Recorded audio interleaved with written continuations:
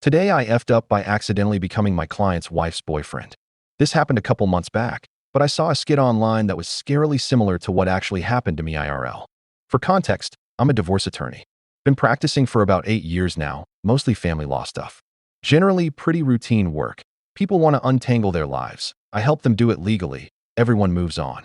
Let's flash back to last March. I took on what seemed like a straightforward dissolution case. Client I'll call Dave, nice enough guy, been separate from his wife for over a year, just wanted to make it official. Nothing complicated, decent retainer, figured we'd have it wrapped up in a few months. Dave seemed reasonable, not one of those vindictive types trying to burn everything down out of spite. Around the same time, I'd been seeing this woman Sarah for a couple months. I met her at a coffee shop near my office, really hit it off. She mentioned going through a divorce, but I didn't pry. Not exactly a first date conversation, you know? She had a different last name from what was in my client files, so when I ran my conflict checks, nothing flagged. Everything was going great with Sarah. Really great, actually. We were taking things slow, but it was heading in a good direction. Until we scheduled the first four-way settlement meeting. I walk into the conference room with Dave, chatting about keeping things amicable, and there's Sarah sitting across the table with her attorney. I literally just stopped mid-sentence. My briefcase slipped right out of my hands and hit the floor with this loud thud. Sarah went completely white. Dave looked back and forth between us for what felt like an eternity, and I could see the exact moment it clicked for him. "Are you fucking serious right now?" he says, not shouting, but definitely not pleased. Sarah started tearing up. Her lawyer looked like he wanted to crawl under the table. I'm standing there feeling like the biggest moron in legal history. I had to immediately excuse myself with Dave. Guy was understandably pissed. Started grilling me. How long had this been going on? Did I know who she was? Was this some kind of setup to screw him over? I'm trying to explain that I'd been dating his wife for a couple months without having any clue who she was. He didn't buy it at first. What kind of lawyer doesn't ask basic questions? He keeps saying. I had to pull out my intake notes to prove the name thing, show him how the conflict check works, and basically convince an angry client that I'm incompetent rather than malicious. Took about 20 minutes before he finally believed it was just spectacularly bad luck.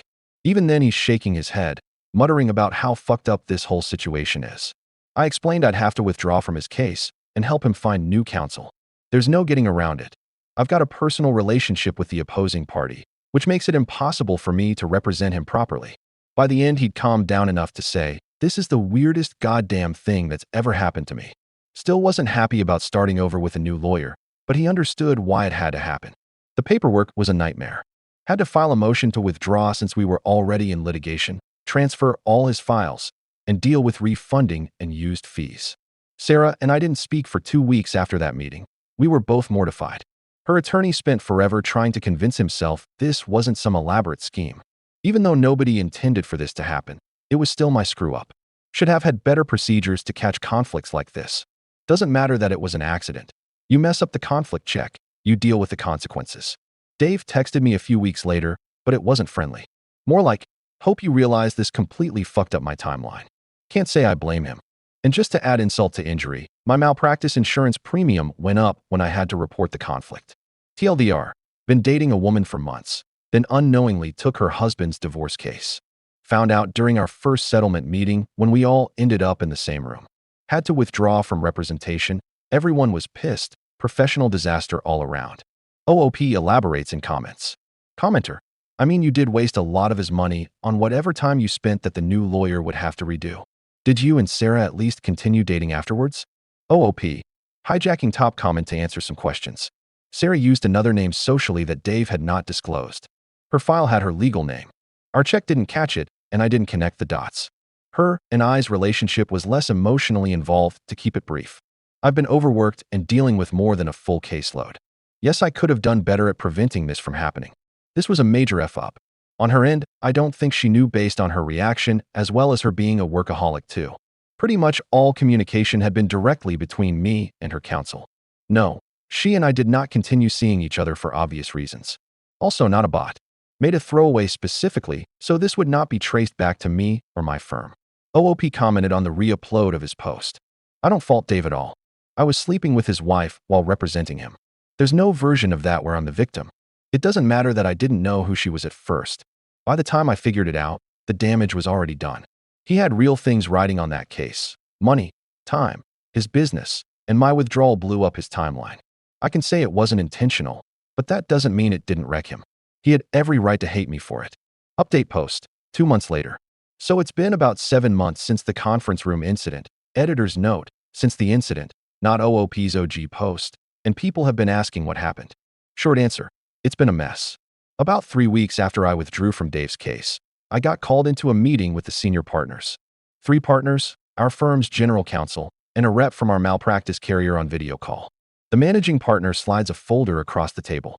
Opposing counsel reported a conflict of interest issue to the state bar under Rule 8.3. We've been notified of a disciplinary inquiry. Fuck. Dave's new attorney filed the report. They don't get to decide what happens. They just report potential violations, and the bar takes it from there. I have to explain everything. How I met Sarah, how we'd been casually dating for a couple months, how she used a different name socially, how my conflict check on her legal name didn't flag anything because I never connected the dots. The general counsel is taking notes. Walk me through your conflict check process. I explain the intake procedures, how the system works, how Sarah's legal surname didn't match what she'd told me. It sounds worse when I say it out loud. This is a clear model Rule 1. 7a. 2. Issue material limitation conflict, the general counsel says. You were correct to withdraw under Rule 1.16, but we need to understand how this wasn't caught earlier. The malpractice carrier rep unmutes. We'll need to document this as a circumstance that could lead to a claim. It'll be noted when your policy comes up for renewal. Great. The firm mandates that I complete an 8-hour CLE on conflicts of interest before taking any new client intakes. They've already registered me for a seminar that Saturday. 8 a.m., of course. I show up at a hotel conference room with about 20 other attorneys. One of the instructors is Patricia, a divorce attorney I've opposed a few times. She definitely knows why I'm there based on the look she gave me.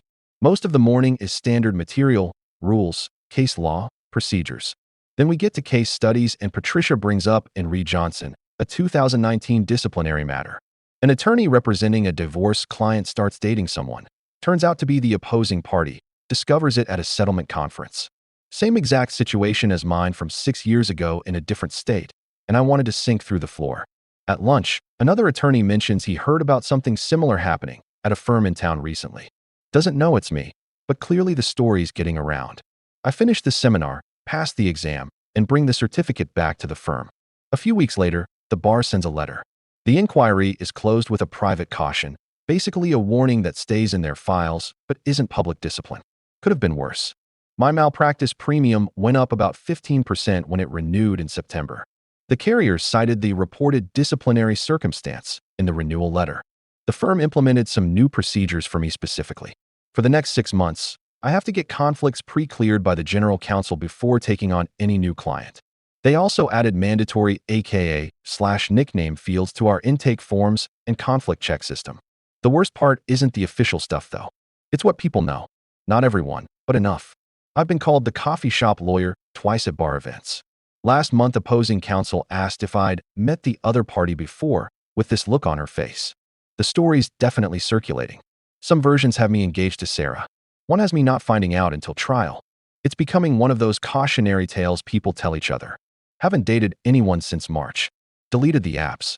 Before I did, I matched with someone who mentioned her divorce and I immediately asked who her lawyer was. She unmatched pretty quick. Can't really blame her. Dave, if you see this, I'm sorry, man. I really didn't know. I hope things worked out okay for you.